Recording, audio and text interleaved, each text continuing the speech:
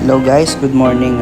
Ngayong araw gagawa tayo ng video at testingin natin itong Mercury outboard engine natin sa bagong gawang flatboat ni Papa.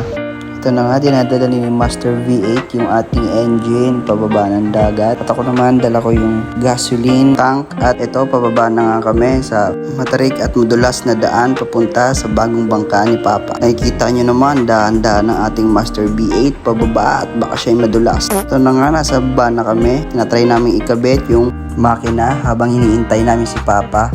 At ito na nga, sinusubukan ni Master V8. At ito na nga, sheesh! Ayun na nga, successful na ang ating engine. Running na siya.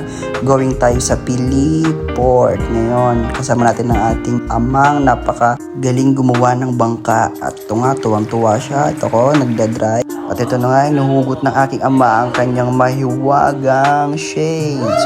Baka daw makakita pa siya ng chicks doon sa port. Wow! Siyempre, tuwan-tuwa ang aking father kasi successful ang kanyang project. At the same time, pinapakaramdaman rin namin yung makina kung may problema. Baka may masira kasi matagal tong hindi umandar. Almost 1 year. Pero so far, so good. Okay naman ang kanyang takbo. At ito na nga si Master V8, ang ating lingkod. Alright! At ito na nga, dumating na kami sa Pili Port. It's time to almusal na. Yahoo!